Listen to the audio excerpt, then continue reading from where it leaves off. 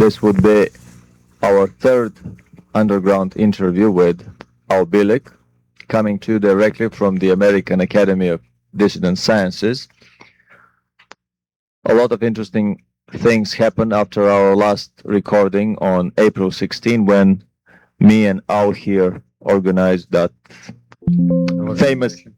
famous academy, the most famous academy in the world, the American Academy of Dissident Sciences. There were several conferences that we both visited. Also, we released the first tape from that recording, the second underground interview with Al Bilik, which is a discussion on the Philadelphia experiment, Nazi mind control, nukes, saucers and drugs, Illuminati bankroll the rise of the Bolsheviks and Nazis to power and secretly transfer military technology to them. Also, we talk about catastrophic ecological effects of the first nukes and hydrogen bombs. And finally, and probably this is the most interesting part of the whole tape, is Wilhelm Reich mind control experiments in the underground labs here in the United States. Some other tapes that we have here are, well, finally, we prepared the tape on the Alternative 3 film. It contains the full 1 hour film, a crystal clear copy that we got straight from England, and a 1 hour lecture that I did at the First World UFO Conference in Tucson, Arizona in May of 91.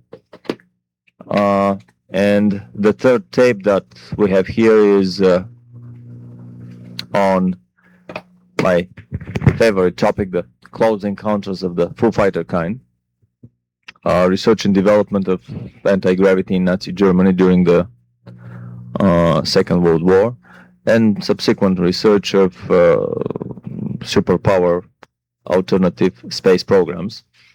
I'll be very glad to, if you can tell us all some new interesting developments that happened to you in the last month or so, and then we'll go on with our interview about the Phoenix Project. Okay. There have been, since the April 16th date, a few more developments. Of course, I've been digging in on my favorite subject, the Philadelphia experiment, and some additional data has come to light. One of the items, which is probably of interest to those who are interested in the movie that was produced entitled The Philadelphia Experiment, finally a copy was sent to me of an article entitled On the Set of the Philadelphia Experiment. And this is a Xerox copy, of course, but it does show that there was extensive work done, about 5 years of preparatory work, including about 6 screenwriters, and they finally came up with the full story as they eventually released it, and some information about the various actors. As the Navy wanted it to be released? Possibly not. They got absolutely no cooperation from the Navy during the days of shooting. They had to find literally a naval museum in the southern states to find a ship which they could shoot on. It was the backdrop for the Eldridge. They did eventually. And of course, when they went out to the other terminal, which should have been at Montauk, but in the movie was shown as the air base, the old abandoned air base in Utah. That particular location, back in 80-81, I visited many times and had all of the buildings left from World War II, all the hangars, etc. So Doug Curtis comes up to the town fathers and says, we want to shoot part of our film here. And part of the film shows for that we must have burned these buildings down as part of the whole operation. Do you mind? The town father says, not in the least. I'm glad to have you burn them down because we want to get rid of them anyway. So I went over Utah's air base, who finally was stripped of its old air hangars. And when I was through there in 85, 86, I noticed they were all gone. And there's some nice shiny new office buildings there because the city of Wendover, Utah, went and moved in and built all new office buildings and converted the base to what they wanted. But the article is most interesting in that it shows a real history of the film. And I'm still digging in on this to find out the full history and where the original ideas came from. That is still not very clear.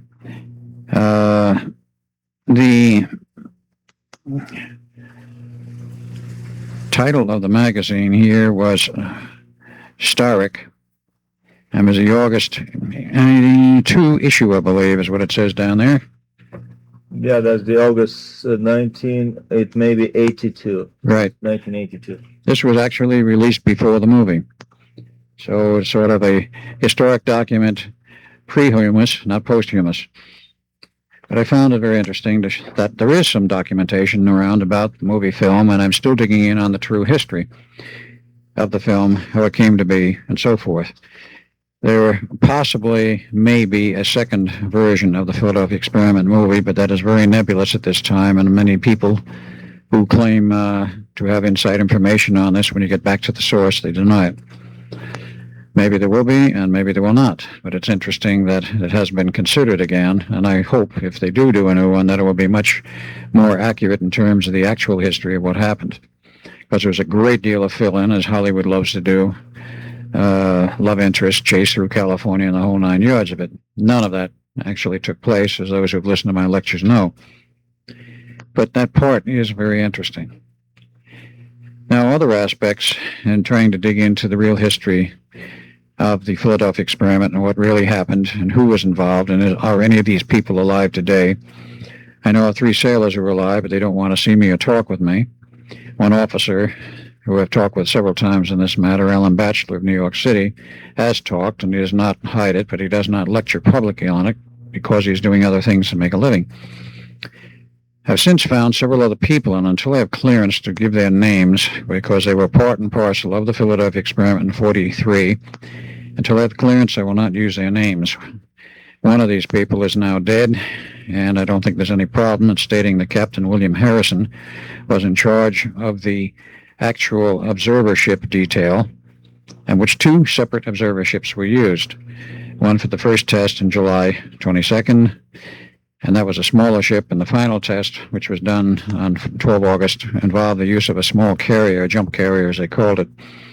And William Harrison was in charge of both of these tests in terms of the observance of what happened and what went on. How did you meet with these people? By chance? Or did they come up No, to the conferences? I came up to me at some of the conferences, and I finally was able to meet with somebody who, shall we say, knew the facts, and do not want to name this person because he might be in trouble with his employer.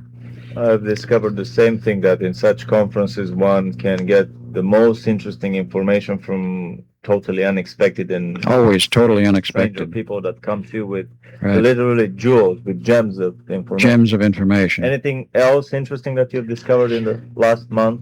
Well, this goes back a few months, but it's finally now published in the journal out of Sedona, known as Emergence. And a lady there by the name of Helga Mauro had 2 articles in the current issue. And this one was more or less on her mystical psychic capabilities and what she was doing. That's a fairly good likeness of her in the middle. It turns out that if you, we'll turn to the second page, because that's the important part of this. Let me hold the microphone here.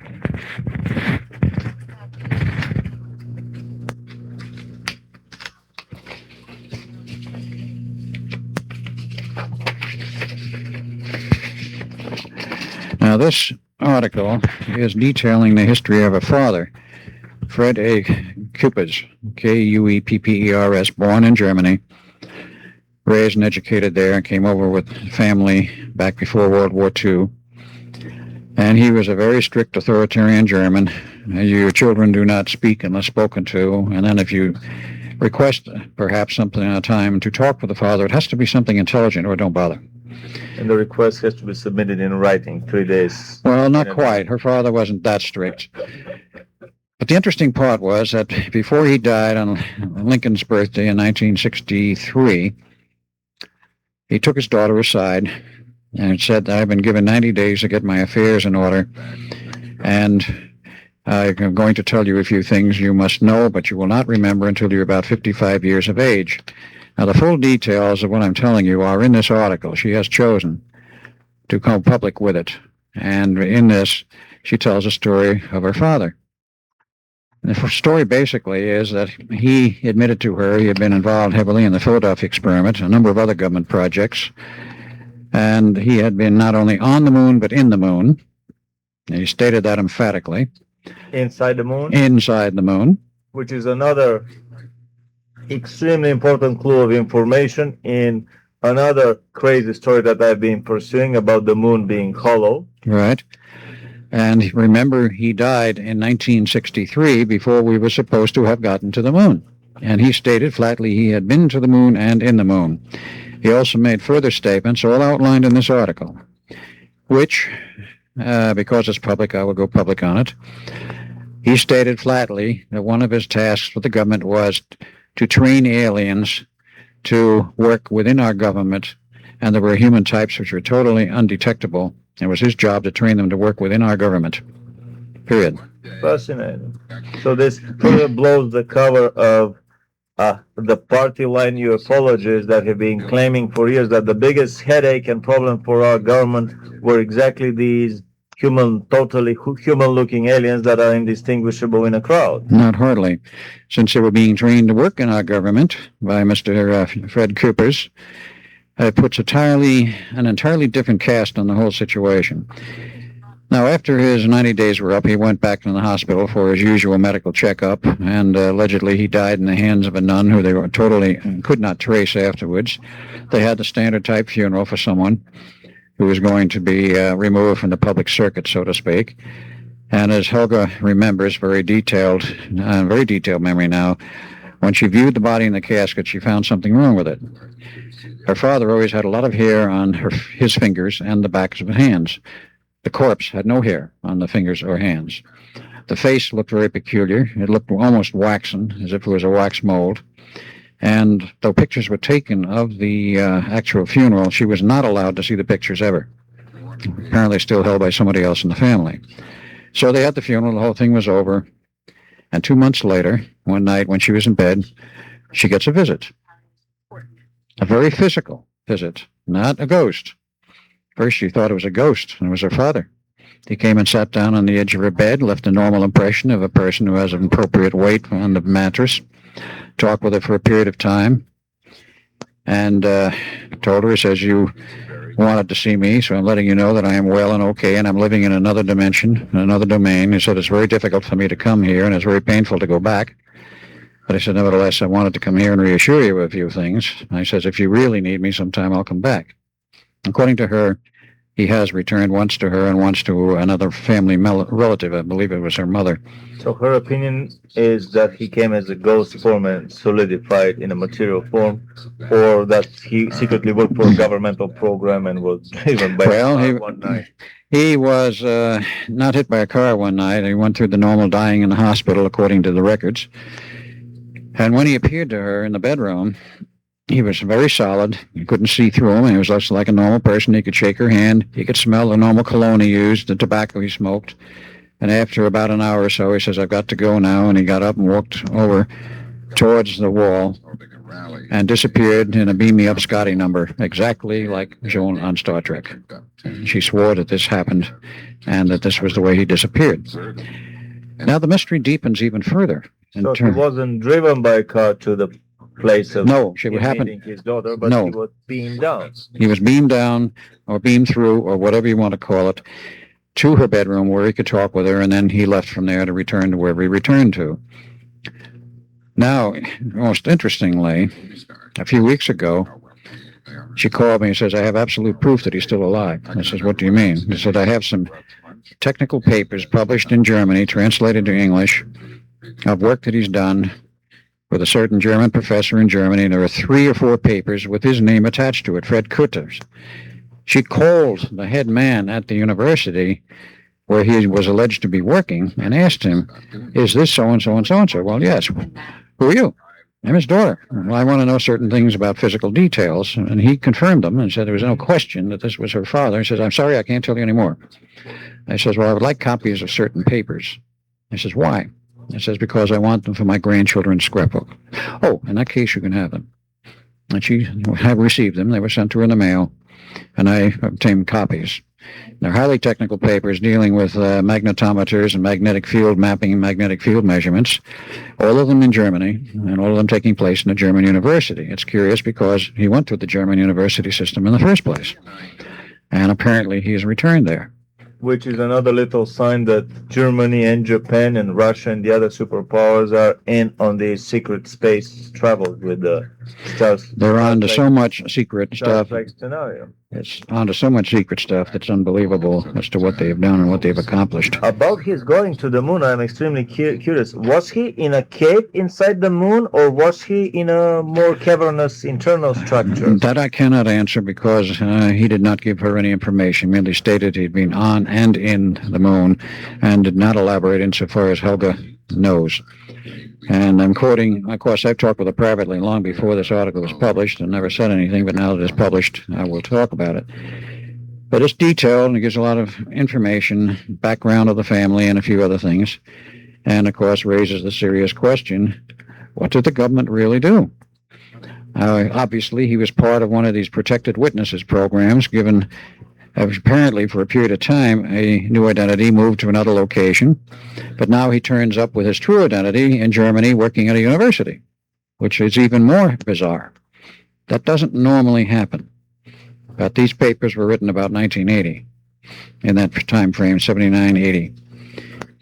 And I don't have them with me, or I could show the titles, but I don't want to create a major furor over this. Perhaps at a future time I can do this. I did not think of bringing those with me unless they're in this envelope, which I can check. But there's a lot of background data there involving Helga, what she's been through. Her memory was wiped and erased until a few years ago, at the time about the age of 55, when she was told, no, I don't have those with me. I got some spare copies for you. Next time. And she has been thoroughly involved in trying to find out the real history of her father. And she is finding out more and more. And her memory of those period of time when he told her so many things and said, you will forget this until you're about 55, then you will remember it, and you will also become one of the world's greatest psychics. And he also told her on tears that he says, I'm very sorry about the way I treated you when you were a young girl. He says, I had to do that to be stern. But this is what the party required from me, and I had to precisely follow my party call. Precisely. Fascinating. But he did say this. He said, I wish I could tell you who I really am, but I can't. Which indicates there's a still deeper part of this mystery. I remember we talked about that in the... No, actually we didn't. We'll be talking about this in this tape, about you and your brother Duncan going to Mars through the Phoenix time tunnel technology, going to the insides of Mars, penetrating the inside chambers there. And I see a similarity here, that the government being unable to go into these inside chambers left by past dead or departed civilizations on these planets. Finally, they were able, through this beaming down technology, even the more advanced Phoenix time tunnel technology, through the time portal, to move the portal right in the inside of the cavern and to explore it. And this further confirms, or this adds one more little rumor for me about the speculations that actually the moon is a ship that was driven, a starship driven and parked in orbit around the moon, even an abandoned starship. Some stories say that in past history there were two moons orbiting our planet, and probably the occupants of the first and heavily damaged ship, or should we call it a battle planet, they just built themselves a new one and departed. But that's another story for a very long speculation. It's known that the Americans did experiments in bumping abruptly at the moon's surface at the expanded landing module, the cabin of the lunar landing module, after the astronauts docked back on their way to Earth with the Apollo spacecraft in lunar orbit. So by dropping that cabin at a much steeper angle, and crashing it into the surface, they use that as a test explosion, and they measured on the seismographs they left on the moon's surface the echo that was created, and it turned out that the moon reverberated for many hours. It was a reverberation signal much longer. That the attenuation was very little, which can be explained only by the fact that if the moon is a hollow sphere made of titanium. So I wouldn't be amazed that similar projects have been done with the pyramids here on our planet, and that all the chambers of interest have been long ago penetrated by the powers to be. I would like to actually just to say 3 words about our previous tape that we did, and to basically introduce the discussion into the contents of our next interview. We talked about basically the Philadelphia project, how it developed, starting with the invisibility project at the University of Advanced Studies at Princeton, going through the Rainbow project, and finally ending with the Philadelphia experiment of radar and optical invisibility for a ship. And as an unexpected byproduct and bonus from these experiments, basically time travel and teleportation was discovered. And these technologies, although the experiment had a disastrous end in 43, when a lot of the sailors were either missing or were totally deranged after they got exposed on the deck, on the top of the ship, through these heavy radiations. Later on, this technology was perfected so that time travel, teleportation, and invisibility could be achieved at ease, basically, in a dial a destination procedure on the main ship's computer in the late 40s, early 50s, and 60s. And right now, as Al and many other sources have said, basically all nuclear-powered carriers and the stealth bombers and fighters have this portable Philadelphia technology of invisibility, teleportation, and time travel. So with this behind us, I would like to basically steer the discussion into the next big project, the Phoenix / Montauk project, and all the subsequent experiments with travel in the universe with a technology that is way more advanced even than the teleportation technology. This is the technology of the time tunnel, the time portal, this tentacle that can be spread from between any 2 points in our galaxy or universe and transfer a human being, a celestial being, or a cargo or material to a base on a different planet. Right. That was the final phases of the Phoenix project. It was sometimes called the Montauk Project for the simple reason that the master control point and the major research was done at the base at Montauk, and that was, of course, originally known during World War I as Fort Hero, an Army base, also Navy, because they had 2 underwater submarine pens, which were there operational till 1983. But during the period of time between World War I and World War II, it was still a military base. When World War II was over, and eventually the Air Force came in and used it for a period of time for experimental radar systems. And eventually a SAGE system was installed about 1963. Some 25 of these were installed around the U.S., operational. And 68, 69, they phased them out for the simple reason that they now had something better, the DuLine project, and then eventually the BMUs, which were across northern Canada. And it was felt that the detection capability of over-the-horizon radar with those systems was far superior to the ones which were called the SAGE projects. So the SAGE projects were shut down and abandoned. And the Air Force and the military walked out of these bases and left them surplus. And they were carried on General Administrative Services roster, particularly Montauk and most of the others, as surplus property, abandoned. They didn't know what to do with it, and they didn't do anything with it until 1986, which was after the project had collapsed. But in that environment of a collapsed base with all of the buildings there, an underground facility which had been built in the period of about 1928 to 31, which is somewhat getting ahead of the story, but nevertheless, they had a perfect facility for doing what they wanted to do. Even probably earlier, because I remember you mentioned this Yeah. Port Hero underground submarine base with Yes. underwater entries of the submarine pens. Correct. That goes back to World War I. And it says basically 1917 or a little earlier. Now, there was only one level at that time from people we've talked with who were involved in the later construction of underground, and the area at the extreme eastern tip of Long Island, called Montauk Point, was essentially flat. Around 1928 through 30-31, the Army Corps of Engineers comes in and other contractors, and they build 5 additional levels above the original low one.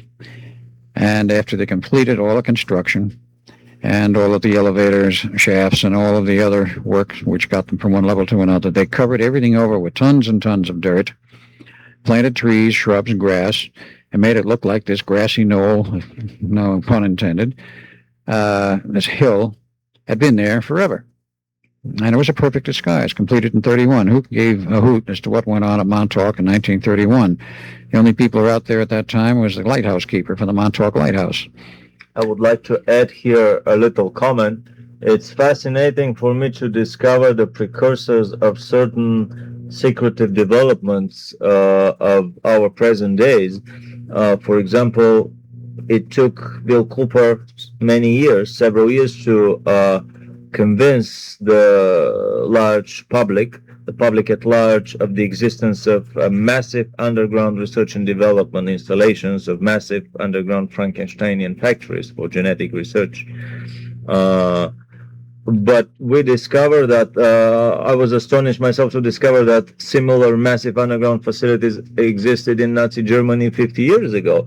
And through your stories, I realized that their precursors could be found even almost a century ago, developed by the military with the very same purposes, to have a convenient spot, not observable by the general public, not scrutinizable by anyone, where they can run their black projects. Sure.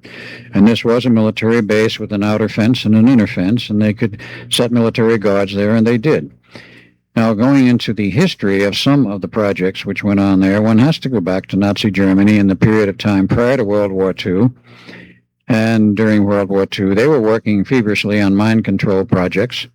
There were a number of people who were involved with these who were smuggled into the United States in the period from 1933 to about 1942. I don't think we didn't smuggle them out under the war years, because underneath all of the facade of this world war, and we were going to bomb the blazes out of Germany, which we did later, there was a lot of covert cooperation between the two governments on research. Now, this is hard perhaps for some people to accept, but it is a fact which can be proven.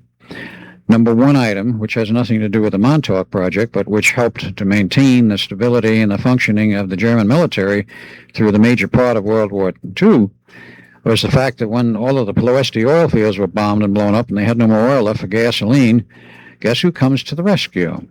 Standard Oil Company of the United States, New Jersey, and gave them the process for converting coal to gasoline. So this is an American process. This is not a German process. That's correct. I've always thought. We have always been told it was a German process, which they developed. They did not. It was developed here in the U.S., and that process probably dates back to before the turn of the century, and that's a very long story in itself.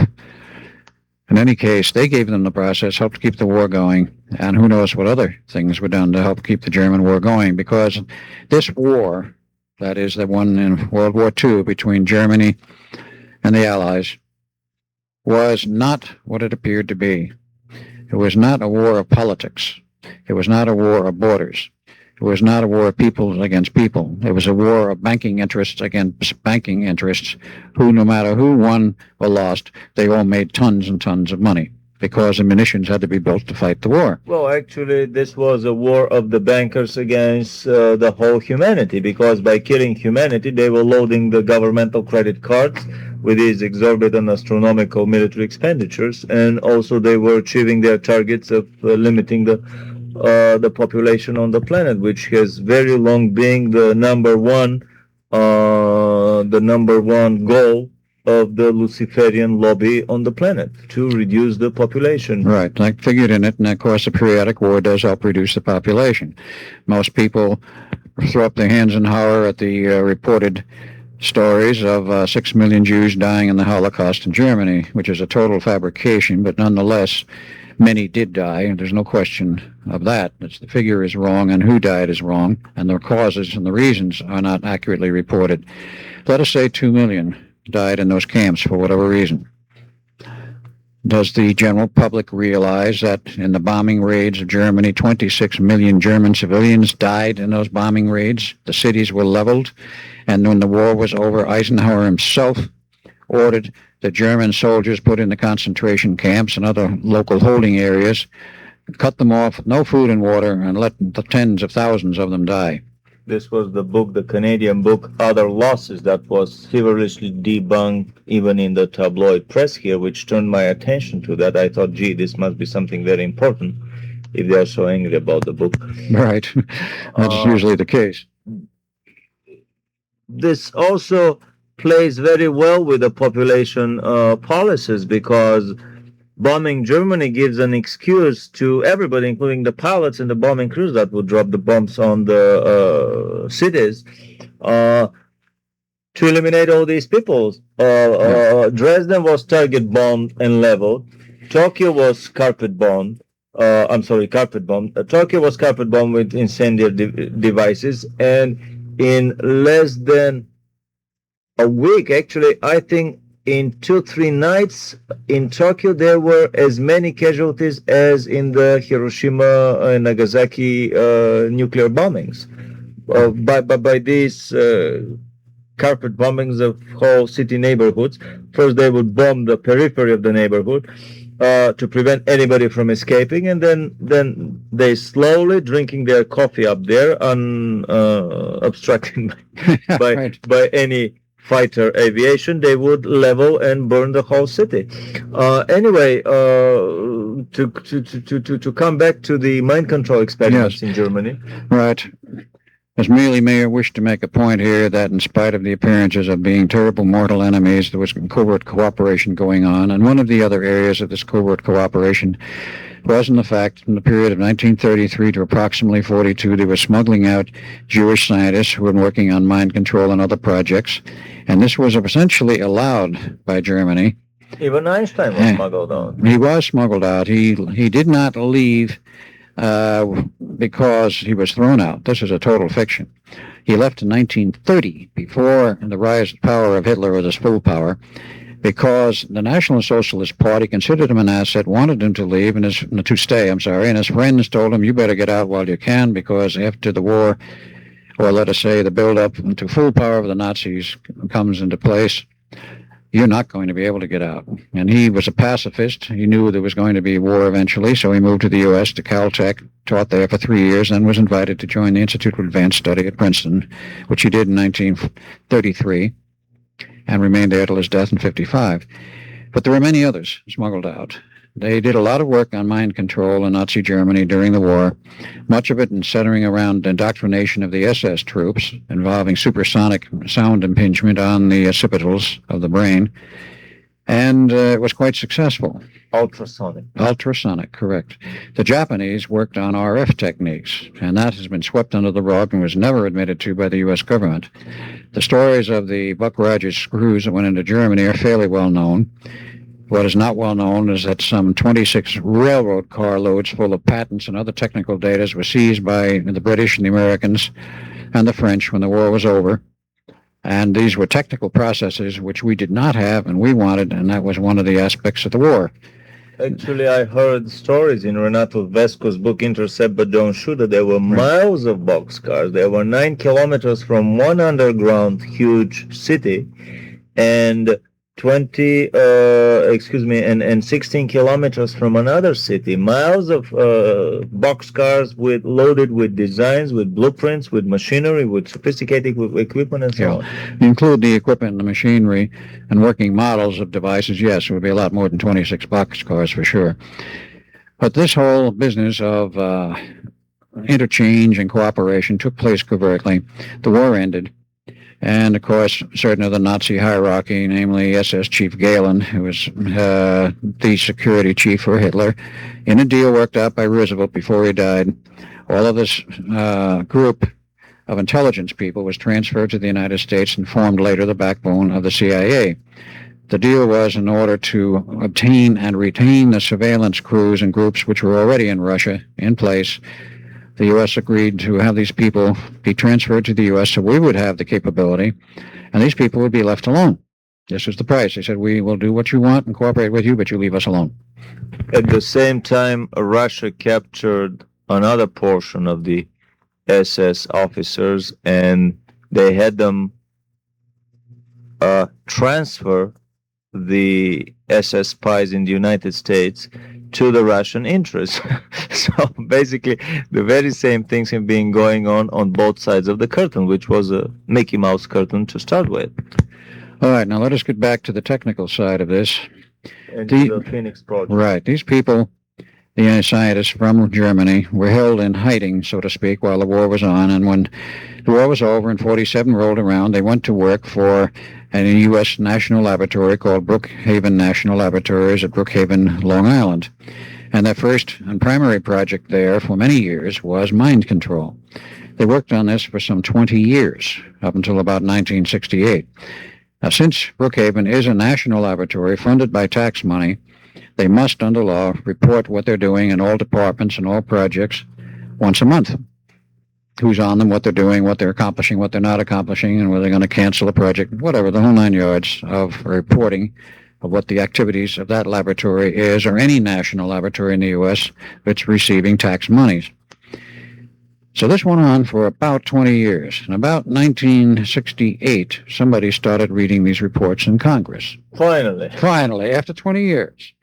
And they looked at this stuff and they said, mind control?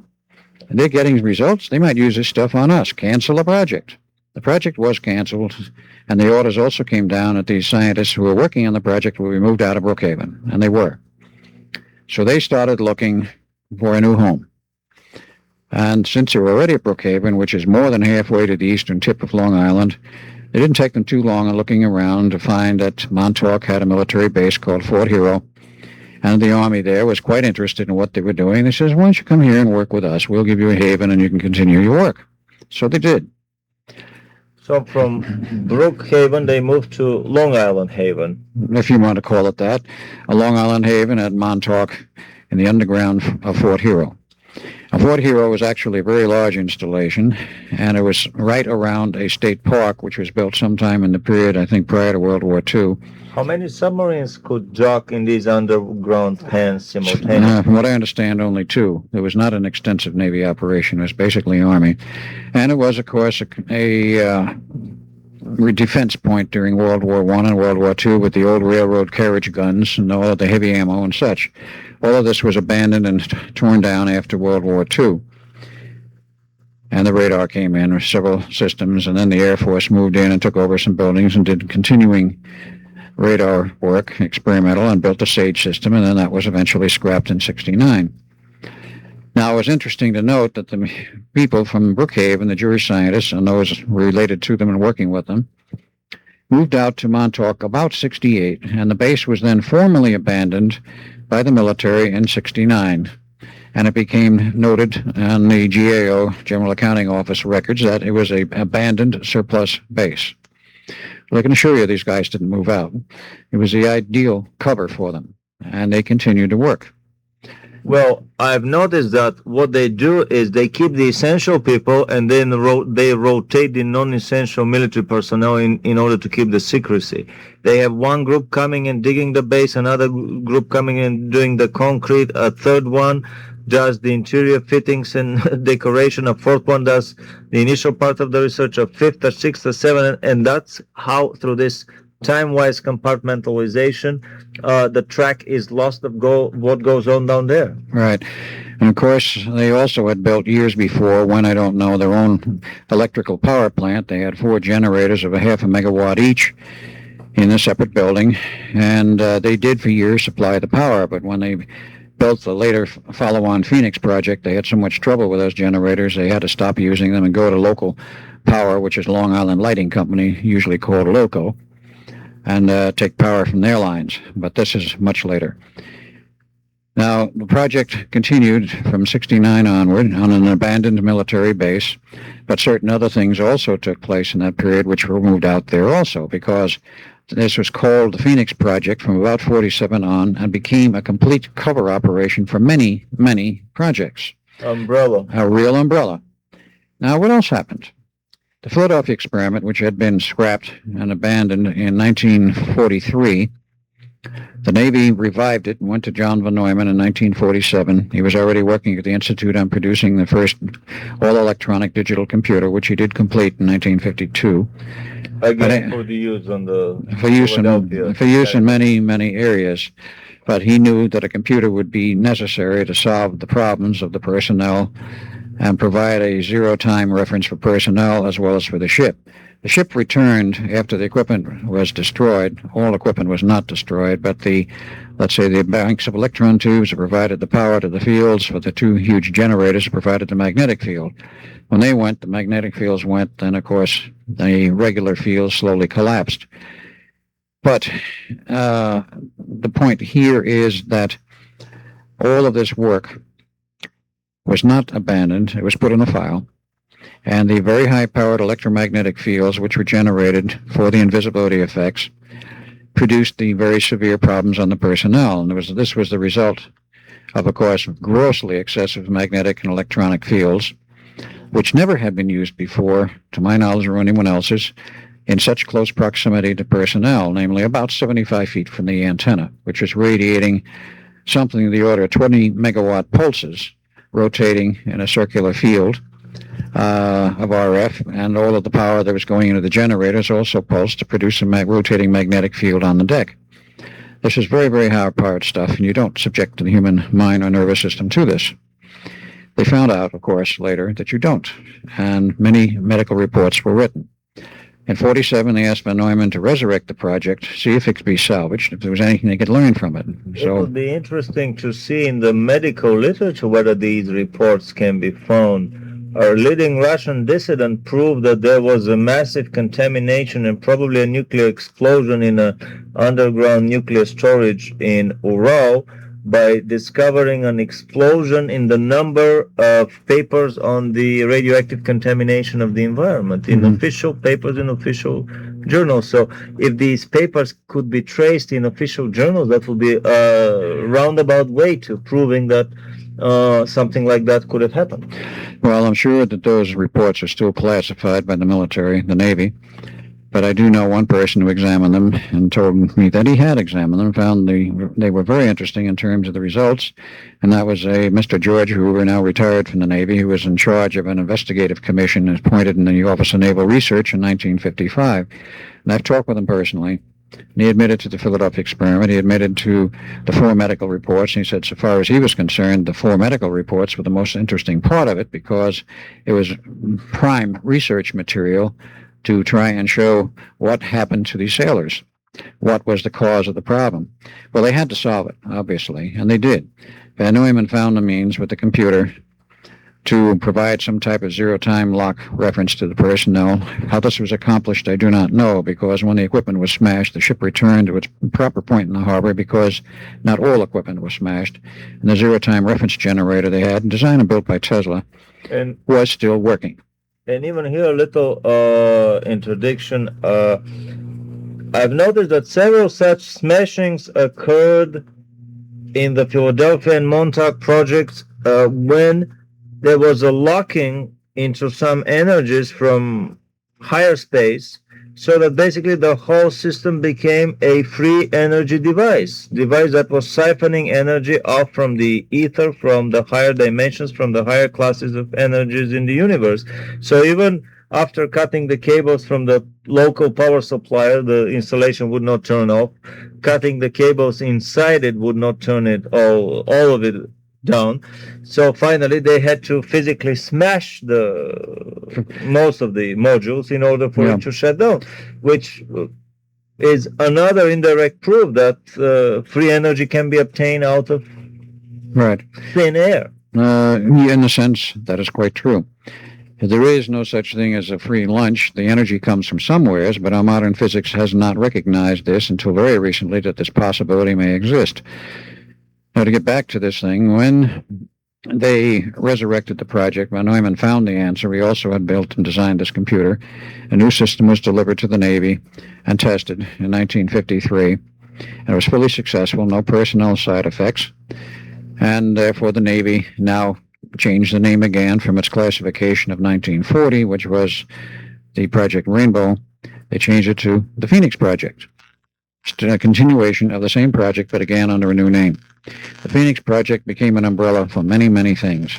Now, of course... Can you name a few that most important ones? I can. But I want to show the time frame of what happened here to this. So they continued onward after 1953, and of course it went through many generations, and the equipment became small, almost portable, and still worked, and worked very well. And portable? Down to the point, down to the size of essentially of an attaché case in the latest systems. They do have the capability of making a Secret Service operator for the president or the government invisible, either with carry-on hardware on his belt or his back or a suitcase, or by treating him in a field which will render him physically invisible without carrying hardware for a period of about 72 hours. Now, this technique is good for that period of time, but when he comes out of it, he gets very sick and very nauseous for days. The use of the hardware apparently produces no nauseous side effects. In any case, this project continued on, and eventually, while it was initially at Brookhaven, it also was moved to Montauk. And that was what was called P2 or Phase 2, the Invisibility Project. Phase 1 was, of course, the mind control, which they developed some very successful techniques in the late 70s. The Philadelphia experiment hardware and process was continued, and they became very successful with that. It is now installed on all of the supercarriers, all of the fighter aircraft, both Army and Navy, Israeli fighter aircraft, and the B-1 bomber, the B-2, which, of course, is a stealth bomber. And it is very successful. They've made attempts, of course, with the B-2 to make it radar nearly invisible by means of a special absorptive coating. A coating is so damnably heavy that with the normal jet engines, and they have some big ones in it, that aircraft is subsonic. They cannot go supersonic. So they since, according to rumor, in quotes, outfitted some other special drive engines, ET hardware, if you will, or our own government's developments in those directions, where it makes it a TOV, a transorbital vehicle, which doesn't go out into space. Now, according to the public record, only one B-2 has been built because of the unbelievable cost. The research on that thing cost billions upon billions of dollars. I understand $22 billion total.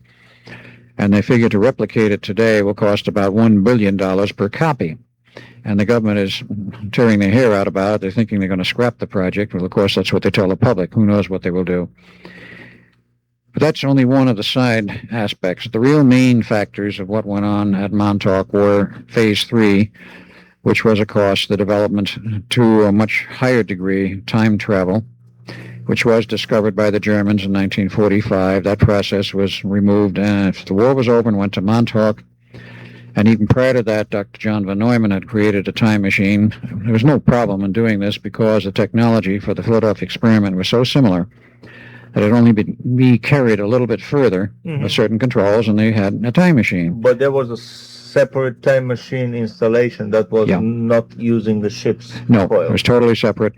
It was fairly small, and von Neumann did this on his own at the Institute, under the nose of the Navy, without letting the Navy knowing what he was doing. And, of course, he was not working for the Navy. He was working for the Institute. His time machine hobby, his little hobby. His little hobby. And he said when it was ready, well... Let's go. Edward, which was my name then, says, let's take a look at what's going on in the future. I want proof that you were back there and that you really talked to me 40 years later. So I made a couple of trips back and forth. I don't honestly recall how many. And eventually I came back with enough paperwork and proof that he was satisfied that, yes, there was a Phoenix Project. Yes, I had been there. Yes, that this thing did exist in the future, and he was part of it. Going to be, that is, from his viewpoint in 43, 44. How big was this time machine? Do you remember the physical dimensions? Physical dimensions were fairly small. The radiating control element was perhaps 6 feet high and perhaps 2 feet, 2.5 feet in diameter. Would you go inside it? Or No, big actually, it boxes? created a field which you just stood within the field. Uh-huh. You didn't have to get in the machine. There was a lot of other peripheral hardware driving it, a lot of tube circuits and a lot of other stuff. Of course, in those days, everything was electron tubes. And as a matter of fact, still is in certain areas because they're the only things that will work when you're dealing with higher order energies. Did he use a computer to drive it? Or There were no computers no then. computer hardware? So the computer did not begin to take shape until 1946. See, in the meantime, when he was satisfied, in October of 43, he became part of the atomic bomb project. And of course, he spent a lot of time up there, but not full time. He was there as a consultant. And in early 44, he made a suggestion to the Navy. Well, I'd like to have Edward up there with me. And they loved the idea because it would bury me in the most remote and the most secret base in the United States, and nobody would know where I was. And I could not talk about what had happened on the Philadelphia project to the rest of the Navy. And the few people up there had such a high-level clearance, if they believed it, they would ignore it anyway. Because they already knew about it. Perhaps so. Because my research has shown that at least 2 Air Force officers knew all about it at the time it was going on for various reasons. A number of other Navy officers knew about it, some of whom are still alive, whose names I will not use until I have clearance. And there's a lot of evidence around yet which has escaped the notice of the wonderful Navy Office of Naval Intelligence and all the other intelligence agencies that have made a very thorough job at searching stuff out. They've removed all of my school records. They've removed my military records. I'm sure they exist somewheres. Talking about Bob Lazar's story of his. Thank you very much. Very much. As a friend of mine living in Flagstaff, Arizona, who used to be on the White House staff for President Nixon, told me once when he became interested in my story and maybe trying to set up a system, a possible suit against the government. He says, I can tell you this much from my experience in the White House. He says, I'm not there anymore. I don't want any part of it. But he says, I could make one phone call for 25 cents in a pay phone and say, I want so-and-so's made a non-person. And within 1 week, all records would be gone. From Social Security to bank accounts to school records to employers' records, where he went to school, you name it. Driver's license, the whole 9 yards. All ID would be gone and he would be a complete non-person. He said that can happen in 1 week. So basically they have this procedure established because they obviously have used it on numerous occasions. Dozens, if not hundreds of occasions. Definitely, they've used it on dozens and hundreds of cases where for some reason they want to keep the victim alive instead of pulling the, as I think L. Ron Hubbard called it, the 2-45 instant theta clearing technique, which means 2 slugs from a 45. That's a very quick way of exiting the individual, but it has sometimes its own repercussions, and the military or the government does not wish to do this technique all the time. Undoubtedly, and without question, they've used it many times, but there are cases where they do not want to use it for whatever their reasons. So in any case, I was at Los Alamos by von Neumann's suggestion from 44 to 47, July 44 to July 4th, 47. And I was hustled out under trumped-up charges. Never faced a court-martial because they were trumped-up charges, and the Navy just wanted an excuse for the MPs to arrest me and get me out of there. And then I was given the 9 yards of brainwashing and gone. When you say brainwashing, this means total deletion of your past memories, of your identity, of everything. Everything. You were. Everything. Basically, they reformat your hard disk, and you lose everything. They lost everything from it. Memory of who I was, all of my history of schooling, everything I had done, that I was Edward Cameron was lost. And then they did the piece de resistance with alien technology help. They did an age regression number, which the government has the hardware for this, but normally does not take anyone to an age earlier than 21 because of the genetic side effects. And they decided they wanted to reduce me to the age of 1 and plug me in a new family, the Bielik family. It's a long story, and some people I know may have a great deal of difficulty in believing it, but I was sent back to 1927 as a 1-year-old kid, approximately, and plugged in the Bielik family after the kid there, who was the normal, real Al Bielik, and there's a birth certificate to prove it. allegedly died of some illness, and then I was put in as a substitute, and then of course But with your physical body, not as a walking of your soul into his body. No, they originally intended to do something like that. Uh-huh.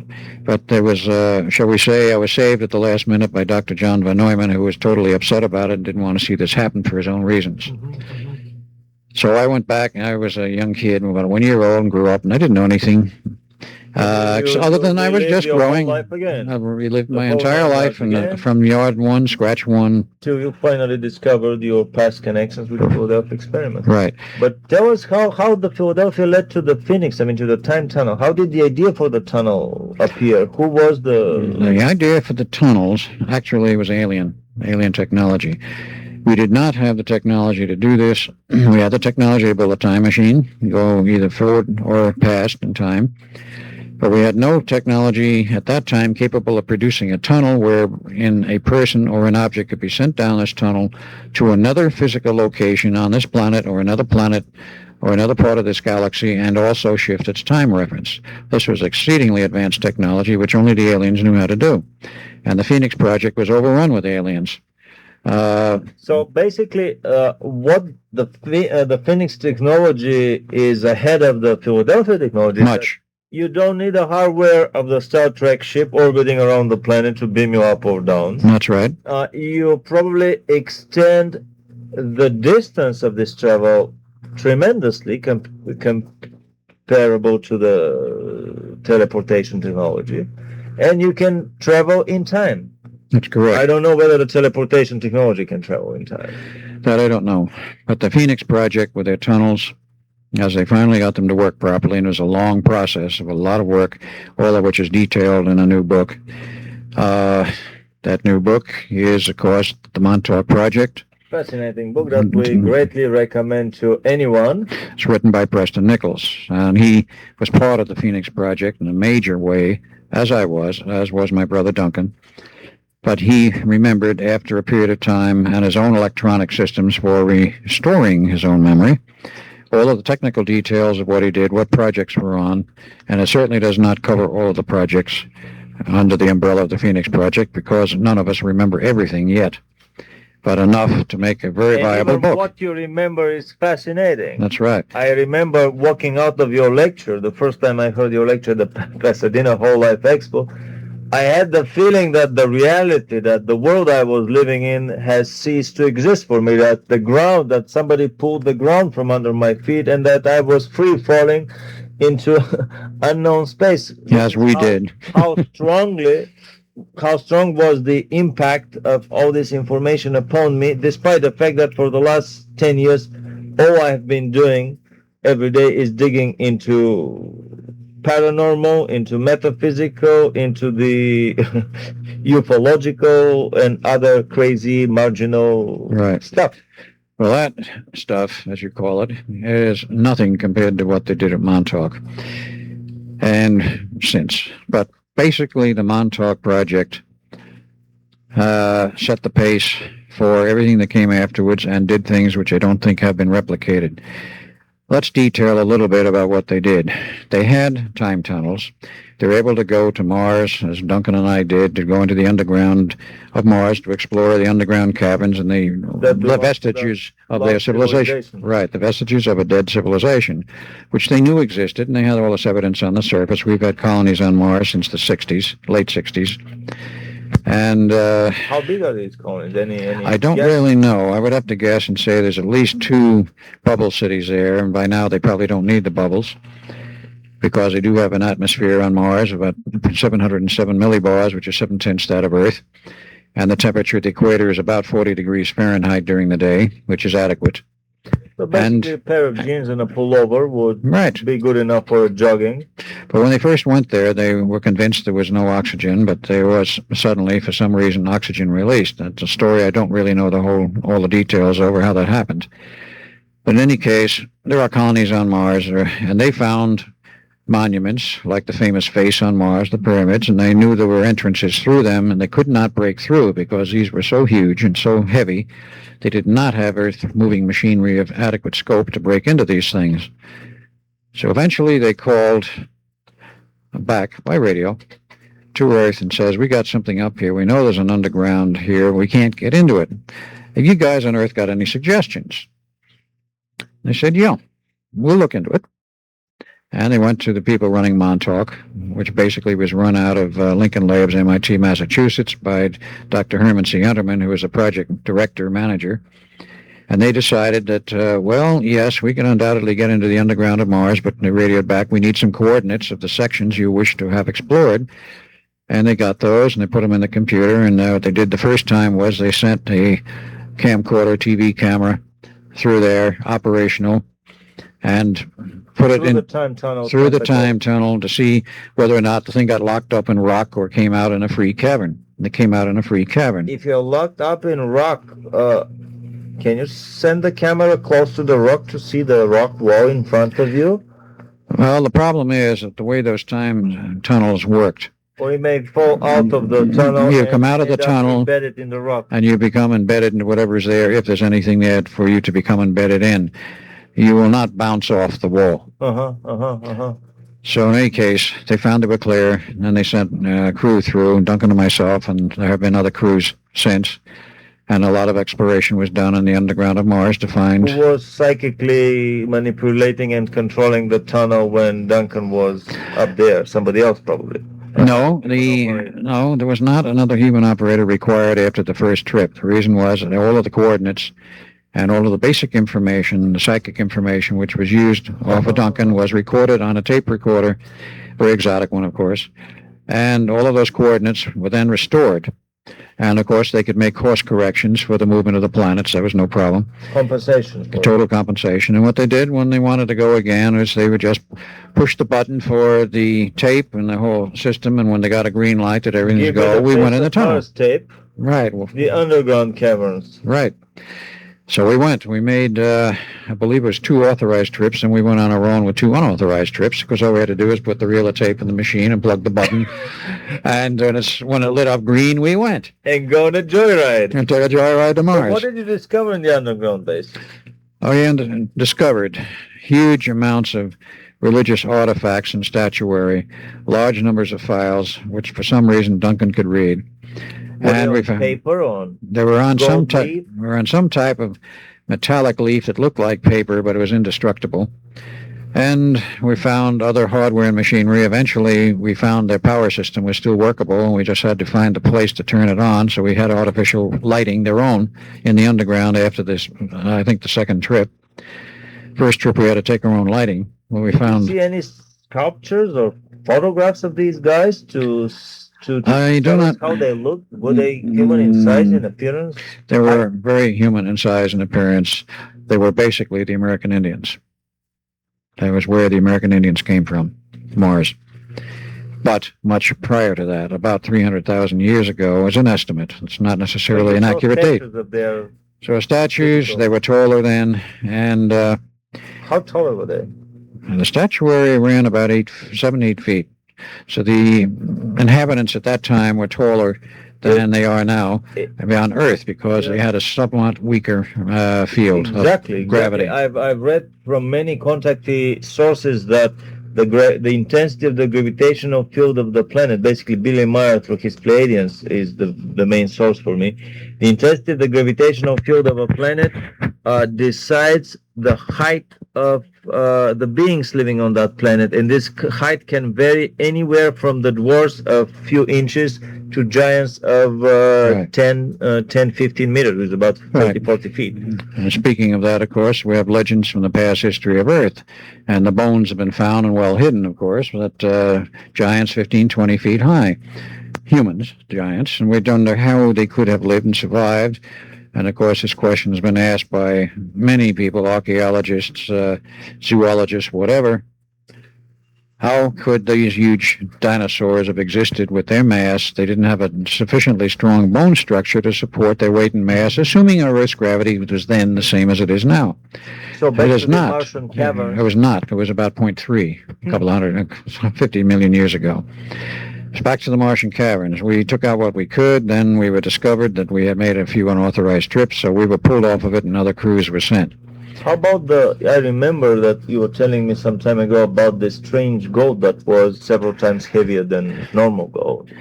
According to Duncan, and that's the only source I have on that, there was some 15,000 metric tons of gold which were brought back from the underground of Mars, and it had a density factor of something like 5 times Earth gold.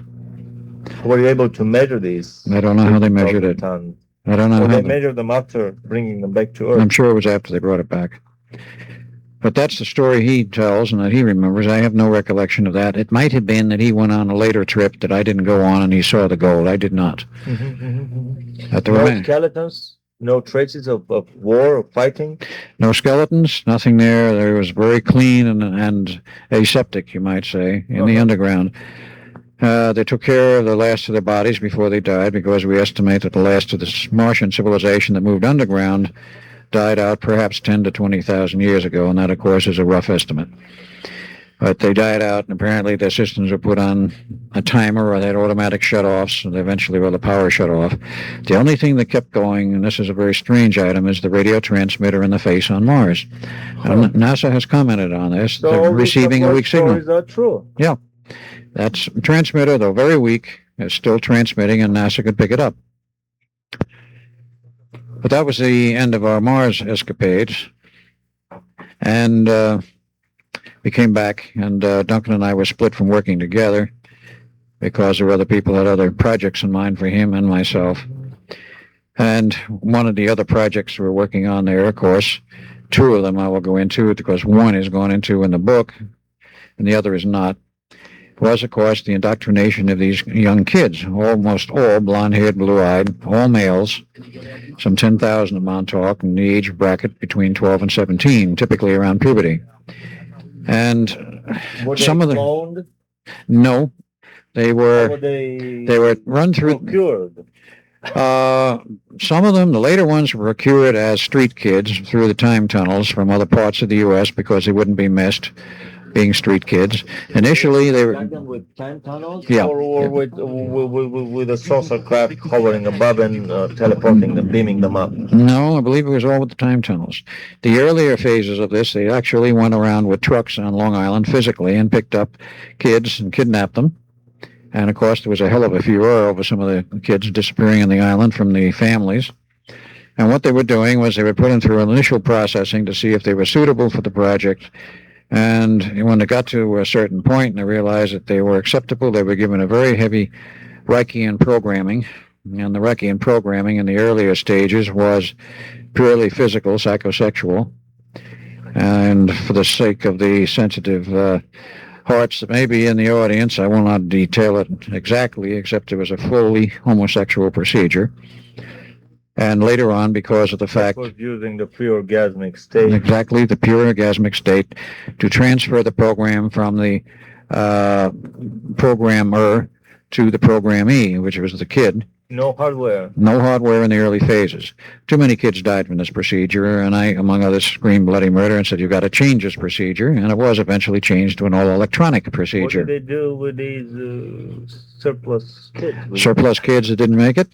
They threw them in the vault on the underground, and when the time when we left, there was about 400 bodies buried in that vault. Huge steel vault with a very large lock, so nobody could get in there without the right combo. By the way, Preston Nichols, in his book, The Montauk Project, again, the book here, he's talking about the skeletons that were cleared right before the base was abandoned and the entrances were concreted with concrete. That may well be. I have no idea. What were these kids intended for? That's what we're still. For the future? That's what we're still trying to find Where out. did they end up? Did they shoot them in the future for some missions for the? We believe most of them were sent into the future, and there are some clues to indicate that many of them wound up in the time frame of 1995-96, and they had an implanted program, which in essence said, you go about your normal life wherever you are, and when we want you to do whatever you want, we want you to do. A radio signal, actually not pure electromagnetic, but second-order scalar type signal. Which would be a telepathic signal. Right, exactly. It hits undetectable, but by any of the conventional hardware that. Right, and these individuals would pick up the signal, and if they were tuned to the coding in the signal, they would hear a message, and Preston proved this with hardware which he's resurrected and tried it himself. They would get this message. If you hear this message, call such and such phone number.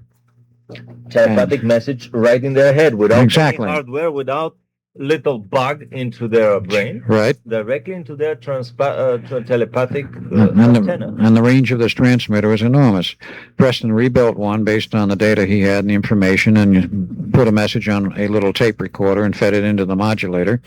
A 250-watt transmitter, which is not very high-powered. Put it out in Long Island in a friend's large yard, and put it on, run for about, I think, 72 hours. Maybe not continuously, but over 3 days. And the message was, if you hear this message, call such and such phone number. Well, Preston did not himself receive these calls. He set it up with a friend who had the phone number and, of course, a tape recorder on that phone. They received over 600 phone calls from the entire East Coast, from Boston down to Florida, on the basis of a small transmitter. So with that, Preston proved that this sort of a system could be done. So you go call the number, and you probably get the rest of your instructions, or maybe you get told to go to such and such place for the final indoctrination. Yeah.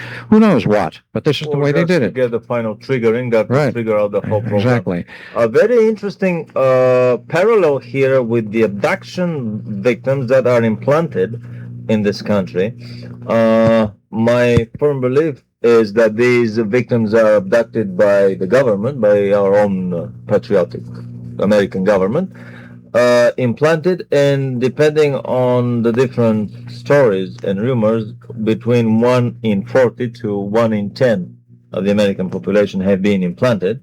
Right. This may be another and more primitive system that requires a physical implant, a physical microchip in your head, in order for them to communicate with you. But many, I see here parallel stories. Many of the implantees have been told, have been prepared with some programming that is hidden very deep under many blocks, under many subconscious blocks that cannot be accessed by the by any normal means, by any normal psychoanalysis. That's what they tell us. Maybe right. They do, but they don't tell. But anyway, there's an interesting parallel. These people are prepared for some eventual end times or some eventual grand finale of this 20th century scenario. Could well be. There were some 10,000 kids who were processed through Montauk. We know this from the memories and some indication of a few of the records which have survived. And that's only one of the 25. And we extrapolate that they probably treated some 10,000 on each one of the other 24 bases. So you have the possibility here of 250,000 kids in or around puberty being so treated and brainwashed and given these instructions in their head, then sent off, maybe to their own time where they come from, and maybe into the future. No way to know, because those records are still sealed somewheres. 250,000 kids as a number may sound too large and shocking, but anyone who is willing to spend 5 minutes calling the milk carton 1-800 number for the missing milk carton kids would get an estimate, a rough estimate. The first call I did to this number, I was told by a lady that she said, well, we never had them totaled, we never had them calculated. Well, give me an educated guess. This is the first time I call you. Probably work on the project for 5 or 10 years. Yeah, 5 years. So what's your guess? Well, she said 200 to 300,000 a year. I thought that she would say 20 to 30,000 a year. So, a year. So over several years of period, there won't be any problem at all to come with these 250,000 surplus kids that would be sent wherever needed, right, wherever required by the party. And we do know that a few of the kids were pulled out for special projects, and there was an attempt made on certain ones to develop extremely high-level psi abilities. One part of that project that I was in charge of was canceled. The Boys from Brazil scenario, something like that, right? And another part of the project which was ongoing was, of course, the one of attempting, as they've attempted for a long time, to create a crossbreed between humans and reptilians. And there's a formal name for this project. It was called Project God's Edge. God's Edge? Edge. EDGE, God, as it normally spelled. I won't use the name of the man who is in charge of this project because he is still working for the government, and he is a friend of mine, and I don't wish to cause him extreme embarrassment or trouble. On the cutting edge of godly genetics. Yes. Outdoing the creator, outperforming the creator in every perceivable way. This is the motto of the Luciferian hierarchy on the planet. Right. And the aliens, that is the Orion group, the Draconians, the Leberons who had the technology, plus the Syrians who now in there very heavily all had this technology and knew how to implement it. They knew that we were sufficiently advanced to build whatever they gave us instructions to build, which is what we did. Now, what they ultimately intended for this hardware, this project, is hard to know because after Duncan and I... genetic hybrid project. Well, that goes on elsewhere. But in any case, after Duncan and I arrived from the Eldridge and returned to the Eldridge, then the word went out because there had been a plot afoot for weeks, if not a month, because suddenly Duncan, as the current Duncan, on the base had decided, and a few other people, that it was time to wreck this project. It was totally out of hand, and they didn't know really where it was going and so forth, so they cooked up a little plot. And that plot was that a special monster of the id would be implanted in Duncan's mind, and at the proper signal, which was after we had left to return to the Eldridge, and we knew that the Eldridge was probably back in the harbor. Monster of the id would be monster of his subconsciousness. That's right, and he would sit in the chair, and they would say, the time is now. The thing came out of his subconscious through the computer system, went into the transmitter, and was given 3D clothing, if you will, a solid 3D object. Flesh. Muscles, bones. Everything.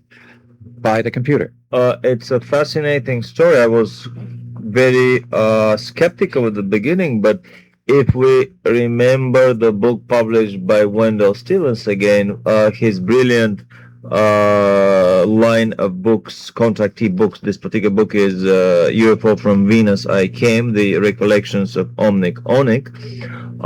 There in their higher dimensional etheric culture, everyone can materialize objects, food, furniture, clothing, everything they need out of the ether. So basically there is nothing special in the materialization of matter out of the ether through the powers of the mind. Not at all. Here, a little bit of a hardwarean crutch was used because obviously our brains are not that good and powerful enough to do it entirely on their own. No, the image was created and processed by Duncan, and the machine took the rest of it and gave it a solid 3D clothing. And this, of course, goes back a few years to some of the early experiments at Montauk, wherein they actually had done, before the Time Tunnel project actually came into being, were doing some experimental work in which they attempted, whether it was Duncan or one of the other psychics, would sit in a chair, visualize something in their mind, and on the base somewhere, this visualized object would materialize solid 3D. Not a holographic projection, but solid 3D. You could go up and hit it and whack it like a table or a chair. And sometimes then you shut the transmitter off, it disappeared, and other times it remained there. I bet the base was full of surplus pin-up semi-nude models that these guys were fond of visualizing. Well, there's a lot of possibilities there, but whatever they visualized, I'm sure they didn't continue this phase too long because it would obviously get out of hand. But nevertheless, they proved a point that they could do this. And this was the first time that we know of in history where a machine could be used to create physical matter out of a person's mind. Out of a person's mind. And that was a real major milestone. From that, of course, later came the time tunnels. To step back, just a little side question that actually is related to one of my speculations and dreams. I thought of, would it be possible to make a copy machine, a copier, a Xerox machine that would be able to copy one physical object into another? You put a gold bar or a VCR in the original chamber, and you push the copy button, and in the copy chamber you have the total perfect material image, working image of the original copy. Do you think that with this technology such a thing may be possible? Because if you can materialize a body using the fuzzy blueprints in someone's head, I think it would be far easier to make a copy of a VCR using the concrete dimensions of an original other model. But think of all of the people who would put out of work. Exactly. And of course, if it were gold bars or silver coins and they would replicate them this way, it would be a total debauching of our currency and of our economy. Now, I don't think it was ever carried to that point. To my knowledge, they never used it for a duplication. It was done as a point to prove that you could physically create something out of the human mind. Fascinating. I remember another interesting story that came to me through Hal Wilcox, a very interesting contactee that I've been associated with for a very long time here in Los Angeles. In his visit to a planet nearby, it's about 5 light years away from our sun, the planet Celo, around a Barnard star. I'll hope that I would be correct here about the star. Anyway, on that planet, Hal observed an assembly line for producing a flying saucer, which was a very curious vision. I mean, a very curious show happened in front of him. It was an assembly line of something like cookie shapes that were in the form of seashells, of oysters. I mean, the shell oyster, and they would open, and then something like a dump truck or something would empty trash, metal scrap. Basically, a dump truck would empty the trash inside the shell. The shell would be closed. Then some vibrations and some strange noises would come out of it. And when the shell is open again, there would be a gleaming, perfect flying saucer inside the shell. This may be another advanced alchemical technology of basically retransforming the elements and the elementary particles, constituting them from the trash into the necessary metal shapes and profiles and the whole working mechanism of a flying saucer. So basically, these things are probably possible somewhere in the universe. Well, it reminds me of a movie done by Spielberg some years ago entitled Batteries Not Included, where they had miniature UFOs flying around and one or two of them got damaged. So they went to the junk heap of somebody's garbage up on the top floor and the roof of an apartment house and pulled all kinds of pieces of junk out and pounded them together and repaired their ship. Of course, it was a little miniature thing, perhaps 12 inches in diameter. But it was a curious idea, a nice touch that Spielberg put in there. So back to the Phoenix Project and the materialization of material objects out of someone's mind. Well, would you tell us what happened later? How did these things? Actually, we were approaching that story of the monster when the monster got out of the. Well, basically what happened was in the final phase when the group who decided to sabotage the station knew that it was cleared and it had to be done at that point, they gave the instruction to Duncan, the time is now, so the thing in his subconscious went into the transmitter and it created this huge monster. It looked like a Sasquatch. And it was reported as being anywhere from 12 to 30 feet high, depending, I'm sure, on how terrified the observer was when he saw it and how fast he could run. But this thing went around in late afternoon, apparently, on the base, smashing buildings, tried to get in the main radar tower, which is reinforced concrete and steel and very strong, could not get into it. The monster was probably trying to beam itself up and away from our planet. No, it apparently wasn't intelligent enough to do that. But it was just apparently programmed to kill and to destroy.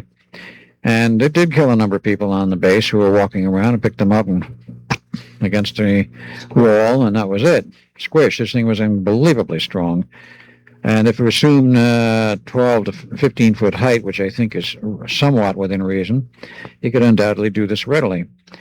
But this thing kept running around amok. The station master, who was in Jack Pruitt, and the co-station master, who was Preston Nichols, knew what was happening and decided they had to end this thing. They went for the main power switches, local, providing in those days the power. Tried to remove the power by pulling the switches off, and they were frozen, just like on the Eldridge. So they then decided to get some cutters and went and cut the main power cables coming out of the transformer network, the transformer mini station they had there. Cut those, nothing happened. Then they went the other side of the transformers. This means that basically some free energy device was Yes. already running and siphoning energy off from the ether, from the same ether. So they then went around and cut the cables on the other side of the transformers, and still nothing happened. And then I understand, according to the dialogue in the book, Preston says, well, let's go digging and see if there are some hidden cables. They did find some. And they cut those, and then the lights in the station went out, but the transmitter kept running, and the computers kept running, and everything was running like nothing was wrong. So at that point, either Pruitt or Preston, or both, decided, everybody get out of here, we're going to have to go in the station and cut this thing apart with a acetylene torch. So they did. They cut all of the main feed cables between the computers, the modulators to the drivers for the finals, and when they cut enough cables and enough drive sections, then the whole thing went down and it stopped feeding itself power out of the Dirac Sea. And within a few hours, E-Monster disappeared from view, went back to essentially the realm it had come from. The Dirac Sea would be the vacuum sea, the etheric sea? 0-point energy out of the 0-point vacuum, in essence. But you have to consider that this computer, the whole complex of many computers, had all of the information from the leading edge of technology programmed into it, information about gravity, about everything else. And it was relatively simple for a computer like that to figure out how to extract free power from someplace because it was already dealing with hyperspace energy. So you're implying that that was probably one of the first computer rebellions in the long list of computer rebellions in the secret military black projects that I suspect that one of these was probably the famous Howe misbehavior in the fiction movie Right. 2010? Right. Or what was it, 2001? 2001 was where Hal rebelled. So you think that the computer becomes self-conscious? Yes, no less than a person than Albert Einstein himself said many years ago when he was alive, that he says, if you make a machine of sufficient complexity and feed it enough power, it will in time become of itself intelligent. He knew this, and it was proven by Montauk. So they had to chop it apart, and it went down, the whole station crashed, and it was never revived. And eventually all of the surviving participants were given their debriefing after January 1, 1984, and were scattered in various directions. And that was the end of the Phoenix Project. Now, certain other aspects of the Phoenix Project were carrying on elsewhere. As we found out, there was one going on in West Germany. A man surfaced who was the financial director of the Phoenix Project and interfaced with the financial interests of the CIA because he was already, if you want to pardon the expression, hooked by the CIA. And he surfaced about 6 months ago, and we were debriefing him in a way which exposed his hidden memories.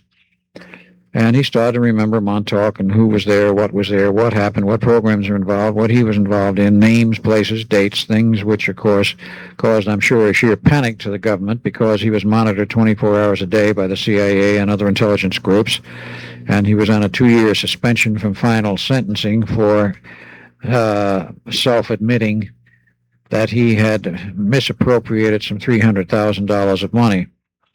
Not from the company accounts, which is where it came from, because they proved conclusively he never signed the signatures on those checks.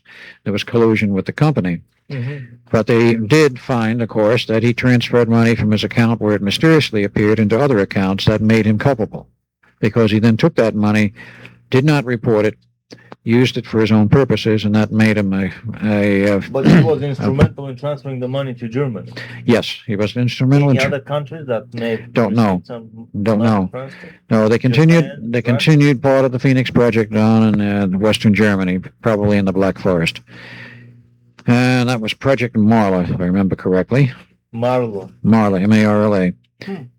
And he knew of other projects, but at that point they suddenly decided he had to be sentenced, and he refused to fight it and asked change his plea from guilty to not guilty and demand a jury trial. He wouldn't do it. He refused to appear on the Geraldo Now It Can Be Told show. Geraldo wanted him on the show and wanted to expose this whole business, and he finally said no. He was probably concerned about his family, and I'm sure had been threatened because he has a wife and 3 kids. And of course, this makes somebody very vulnerable. If he he has a feeling for his family, he's going to shut up and do what he's told. So they put him in a country club prison in West Virginia or Kentucky, and he's there, and he will eventually get out. It was a 33-month sentence. He'll probably get out early for good behavior. Any other spin-offs from the Phoenix Project, per se? Not that I can at this moment think of. I'm sure there are others, and we're still researching it to find out what else went on. Well, I remember we talked several months ago, and you mentioned that certain strong vibrations of the etheric kind that certain extremely sensitive psychic people have sensed here in Los Angeles and Phoenix may have come from the next generation of a Phoenix project that was trying to open a portal, a new hole, a wormhole into not this universe, but into the adjacent, into the neighboring universe. Right. Can you elaborate anything on that? Partially. Through various friends and contacts I have, having been an engineer for 30 years, you do make a few friends.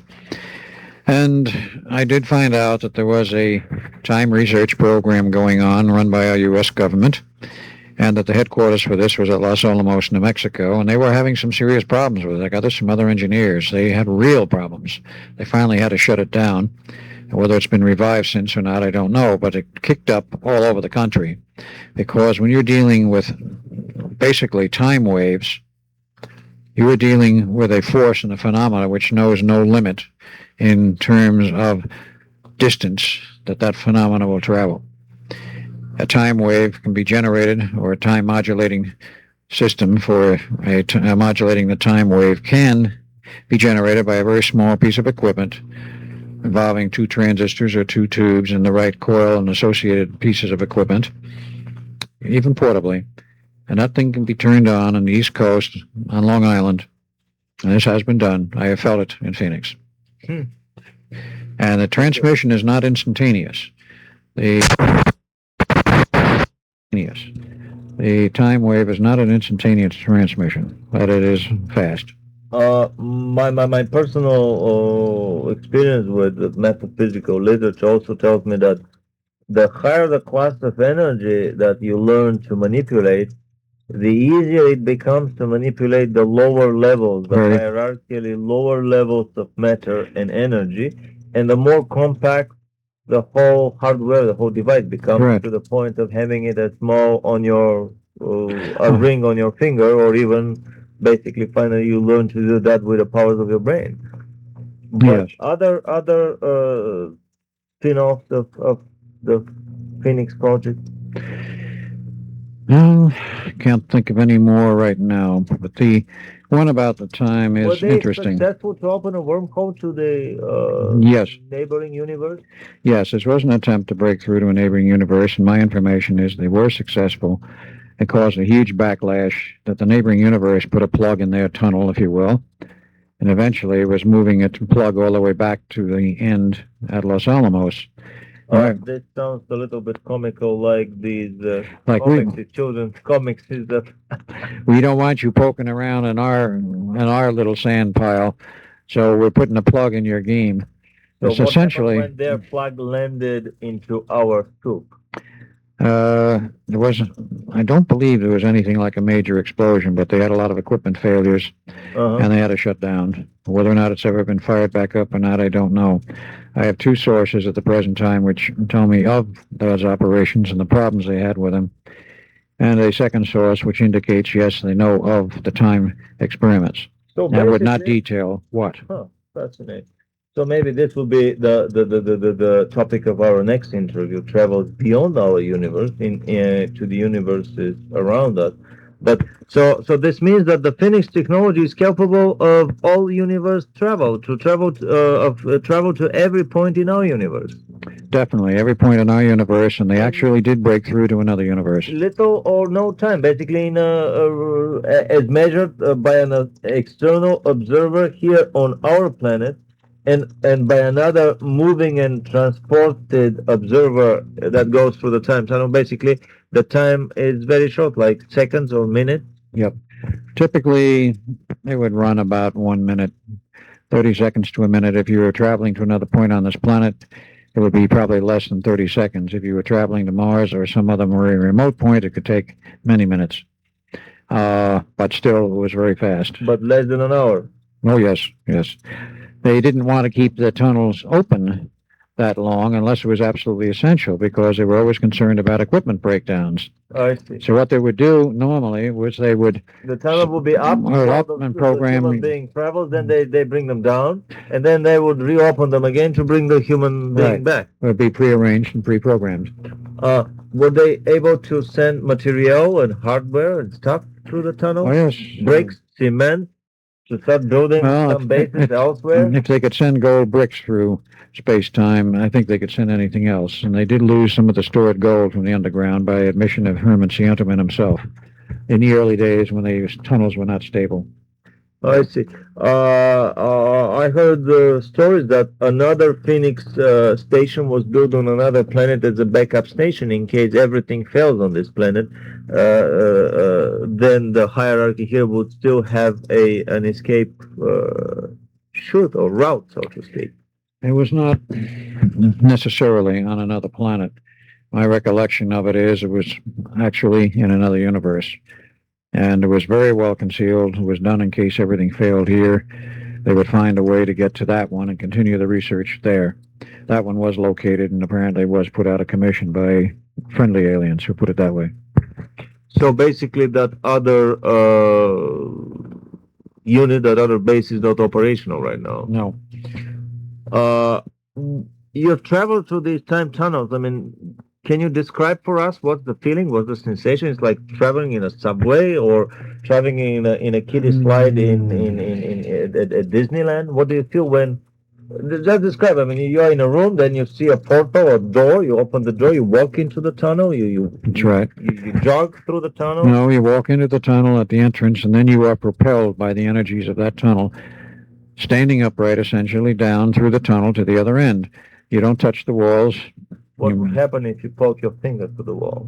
You would lose a finger? No, basically nothing, because they seem to be quite hard-wise, energy-wise. They were quite hard.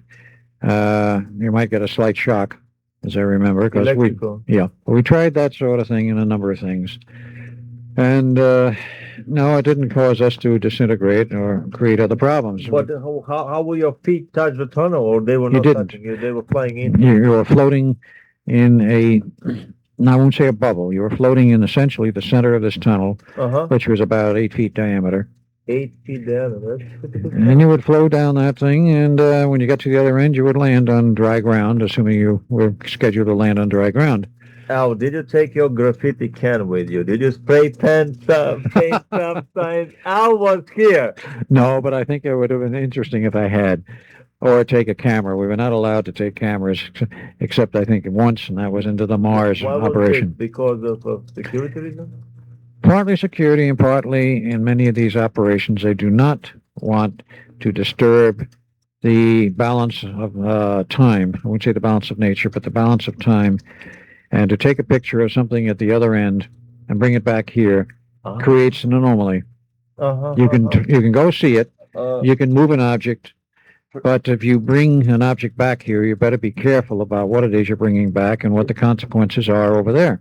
Preston Nichols is in his book is talking about such an artifact being a witness, a metaphysical witness, a piece of an object that is used as target matter to target witchcraft curse against you, a piece of your hair in the hands of a magician, or a piece of a photograph that would help him direct the curse toward you, or some of these fancy hardware or human beings, as you and your brother have been walking relay line plugs as yeah.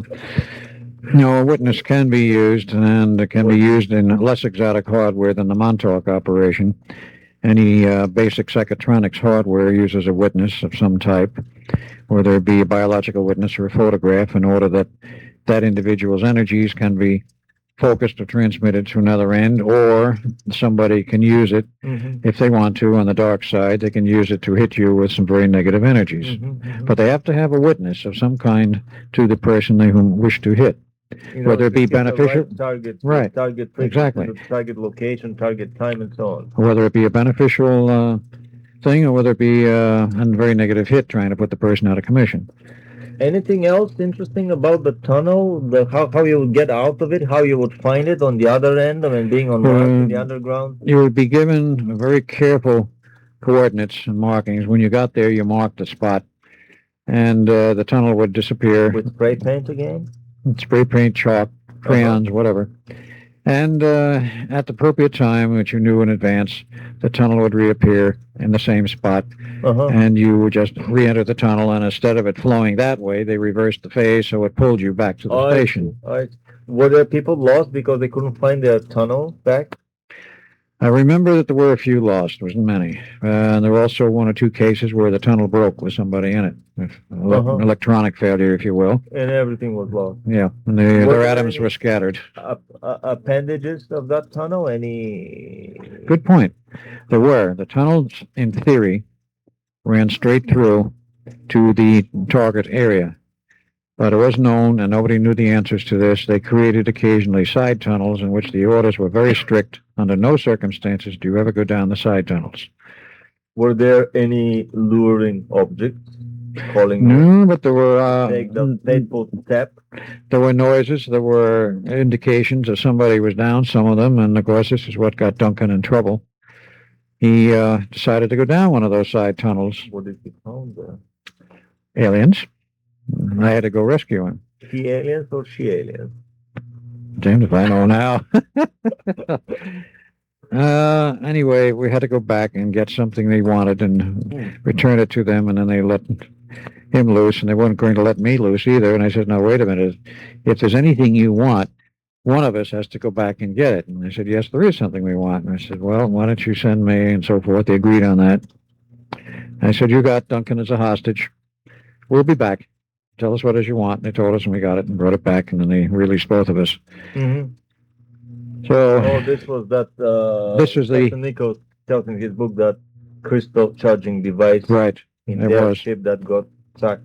Right. Into the underground of the moon. Essentially, that's what it was. They wanted it. So basically, to wrap this whole story up, I never ceased to be fascinated, to be amazed at the, never-ending cornucopia of secret projects, of this fountain of secret technologies that keeps coming from the underground bases. What Al has been telling us here for several years is the story, or some of the stories that he witnessed in one of these many dozens, if not hundreds, of underground bases. We're talking for a period of 50 years ago in time. There were 25 Phoenix technology locations based on the number of Ampletron tubes, 100 tubes that they built per site. But there were dozens, if not hundreds, of other locations doing mind control experiments, doing genetic crossbreeding, hybrids, and other experiments, doing God knows what. So my feeling is that the ruling elite, the Illuminati elite of the planet, would always like to have a technological lead of between 20, 50, but usually between 50 and 100 years ahead of the mass circulated technology. The secret technology, the secret knowledge, the hermetic knowledge is usually a century ahead of the mass circulated, of the mass usage knowledge and technology. These stories that the British landed on the moon at the end of the 19th century, in the 1890s, that I've been researching personally myself, I'm more and more becoming convinced that they are physically and engineeringly possible and feasible. in many other such countless stories about occult, metaphysical, and alchemical schools that the children of the elite get their head start in uh, visiting. These are schools where probably kids are taught in a one-to-one, face-to-face environment with a teacher. Nothing to do with the public school system of debilitating the American children. Uh, Interestingly enough, I mean, I'm coming from a country, from Bulgaria. Little Bulgaria fights with Romania for the place next to the last place in Europe, for the place ahead of Albania as the poorest country in Europe. However, fortunately now, we were fortunate to have the German education system. It was copied and moved lock, stock, and barrel, as they say. And I mean, my feeling comparing our education system in Bulgaria, in math, literature, and in languages and everything, with the American public school system is that I mean, this is a third world country's education system, which was done on purpose to this country to keep the large masses of the population ignorant exactly of these secret projects that are going on beneath the surface, literally in a how should I say, in a non-literal sense. But let's try to summarize. My feeling here on these secret technologies is that not only that there is a lead of 100 years between the secret and the mass technologies, but the question is who is behind all these things. Uh, Obviously, the depth of this conspiracy is way more massive than 99% of the conspiracy theorists are willing to admit or to tackle. Numerous books have been published that the government started examining the aliens from the 1989. Howard Bloom published a book called Out There. To me, this is a close encounter of the sleazy kind publication. Uh, Many would move this much earlier, in the 60s, in the 50s. Some diplomatic relations were established with aliens. My feeling is that aliens have been contacting our elite, our scientific, our political elite, all throughout the century, throughout the centuries, and a small handful of people had known about the existence of alien civilizations, had known about the existence of quite advanced alien knowledge, centuries ahead of the knowledge their own society was using. So, I mean, this cooperation has been going on for many centuries. If we turn to the contactee sources, to Billy Meyer, for example, the Pleiadians landed on our planet 180,000 years ago. So for hundreds of thousands of years, these contacts have been going on. And to move the conspiracy even further, my feeling is that these are not uncoordinated, chaotic, unbrokered, how should I say, choreographed contracts. On the contrary, there is the invisible hand, the mastermind hand that is coordinating all these activities on the planet. And in my opinion, this invisible hand is the celestial. These are the celestial management systems, management hierarchies that elbow each other, that arm twist each other for control of the planet. In my long study, because my research on anti-gravity and German flying saucers built during the Second World War, and they are landing on the moon and Mars. This is the smallest part of my research. Basically, the biggest part of my research goes into comparative contactology and comparative revelatology. And here I would like to share with you a book, fascinating book that I found in the metaphysical bookstore in the Body Tree. It's called the Urantia book. Urantia, the Urantia book. It's published by the Urantia Foundation in Chicago, Illinois, referenced in the Library of Congress, stolen from most of the main libraries, including the UCLA library, where it was donated. It's a massive volume. Actually, this inside is not the book. This is the concordex to the book. I forgot my book to at the study group place where I go from time to time. But and this is not the most important book. I mean, there are many other. This is not the only important book. There are many other important books about other hierarchies that fight for influence on our planet. But this is the universe according to the Trinitarian hierarchy. And in this book, there is a fascinating chapter on actually three chapters, three papers of about 20 pages on the Lucifer rebellion that happened 250,000 Earth years ago. A rebellion that involved about a third of the celestial Trinitarian management hierarchy of our local universe, angels that sided with Lucifer, and a third of the terrestrial management beings.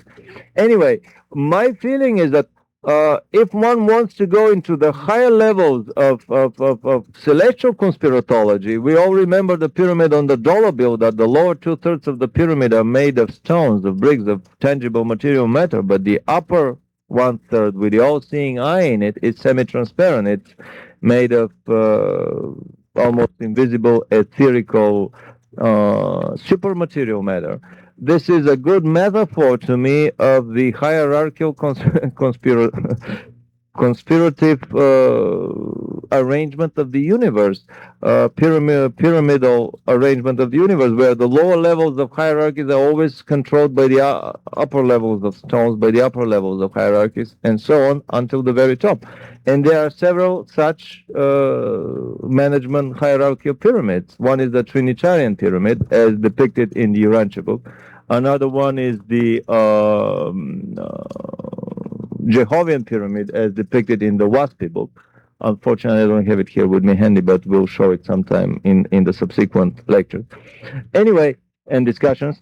My feeling is that nothing of these secret projects happened coincidentally, happened through chance and chaotic diplomatic treaties and relations with extraterrestrial races. My feeling is that these contacts have been brokered, have been coordinated and orchestrated by the Luciferian hierarchy, because unfortunately 90% of the extraterrestrial contacts with our planet are with races that philosophically stand on the position that is taken by Lucifer in his Lucifer Manifesto, as depicted in the Urantia book. I wouldn't like to go into the philosophical side of the discussion. This is a question of entirely different matter of entirely different discussion. But the point that I want to make extremely strongly is that all these contacts are made, are basically planned and carried out by the Luciferian hierarchy that is around our planet. And even these teleportational and time tunnel, time portal transportational technologies that have been feverishly developed in so many sites around our planet. I recently had a strange hunch thinking about the Phoenix project. Phoenix is a metaphor for something that dies and is reborn again out of the ashes. I was curious whether the Phoenix project was not an installment policy of the Luciferian hierarchy, being afraid of the approaching end times and preparing itself a nice and cozy escape route, because actually through these time tunnels, and I would like to get our opinion on that, but you can have not only bricks and cement and hardware and material and human beings, but probably you can have angelic beings and higher order beings. And I wouldn't be amazed that even poor guy Lucifer can transport himself through the tunnel into a different point of our galaxy or universe, or possibly even to another neighboring universe, just to escape the adjudicating times that are approaching, according to the Urantia book and according to many other spiritual, metaphysical, revelatory, and contactee sources. So, of course, this is totally a speculation, mental gymnastics, so to speak. But still, we have to try to penetrate as deep as our mental capacities allow us and try to bring into one total picture all these diverse happenings, technological black project happenings on our planet. I would like to have your opinion on this speculation of mine, this attempt to summarize the Phoenix and the Philadelphia Project and the long alien presence on the planet with some of these ruling secretive hierarchies, super material celestial hierarchies around the planet. What would you all think about these things? You put some good ideas there. If you consider this thing from a celestial standpoint, and who may be running the show at a still higher level, I think it's very cogent and very real. And I do think, looking at some tons of books and material that's been available, that there is enough material available to support the idea of a complete web, a spider web, if you will, of interlocking directorates, interlocking think tanks, and people on this planet who take their orders from one institute as to how things are going to go here.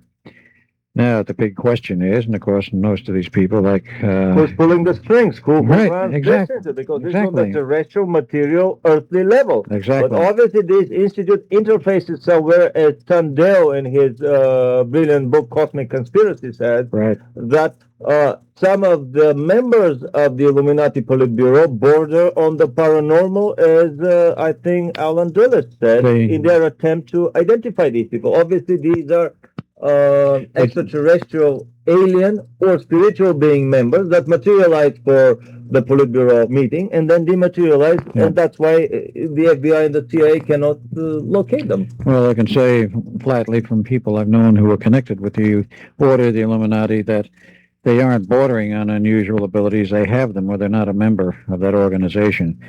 They have to be able to see through time. They have to be able to demonstrate extraordinary psychic abilities, remote viewing, and all of this sort of thing. And what else, I don't know. But those abilities must be there. They must be able to demonstrate their use at any time. And, of course, for what purpose? The purpose has to be to communicate with somebody off planet. All the inputs I have say that the Order of the Illuminati is a top dog organization on this planet which interfaces with outside. And and has done so for the last 5,000 years. 10,000 from what I understand. And the outside aliens that come to the planet are themselves subjected to these hierarchical levels of intelligences, of attainment, levels of management, where the more advanced races and civilizations tutor, manage, or control the lower ones. And so basically, they are subcontractors of higher levels of contractors that are, again, subcontractors to higher levels and so on, until we reach the very pinnacle of this celestial pyramid. That's why I consider the Urantia book not as the ultimate source, but as one of the extremely important sources in trying to elucidate the secrets of the higher management levels of one of the power centers that runs our universe. Right. And I'll agree with, because you have evident at least two different celestial systems, two different theologies. And we have 2 more minutes. As to who is going to run what. According to the Rancher book, you have the Trinitarians, hierarchy, who, of course, are now thoroughly embedded in the Catholic Church, and others who believe in the Holy Trinity. This is one of their symbols. And you must accept the authority of this group, and it goes on up, of course, through the hierarchy.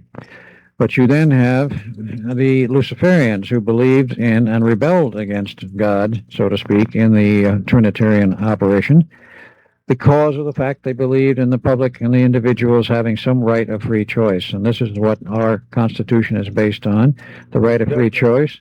And there are some people who have traced, of course, the Masonic order and those who were all part of it at the time of the signing of the Constitution and the creation of the Constitution, that many of these people might have some, quote, Luciferian connections, unquote, in terms of the then accepted religious orders.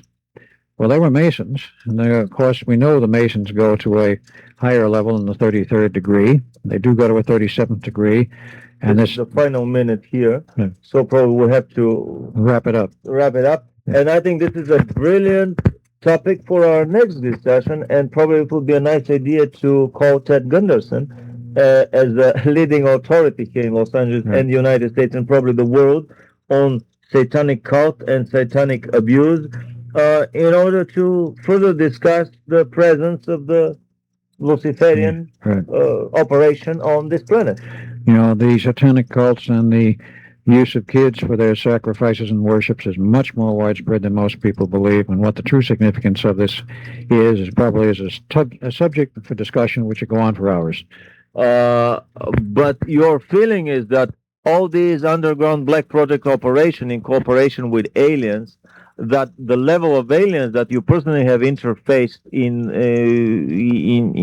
your presence in the underground, that these are just the lowest levels of creatures that contact us, and that there are many other higher levels of hierarchies that control them. Very true. There are other levels that are far beyond those of the reptilians, and people who perhaps were the actual precursors of humanity ages and ages ago, and they keep way in the background, and they don't interfere unless something is absolutely necessary to interfere about. And they have power, and they just don't exert it unless it is absolutely essential. Unless we are on the verge of blowing the whole planet, as was done on numerous occasions by many of our alien tutoring races. Even it happened in our solar system when the planet beyond Mars, between Mars and Jupiter, was blown in a fiery explosion more than 100,000 years ago. Anyway, thank you very much for your time and your attention, coming to you directly from the American Academy of Dissident Sciences. This is the third underground interview with Al Bielek and Vladimir Terziski, and we will be happy to bring you in the future more and more interesting topics of discussion. Thank you very much, and have a good night.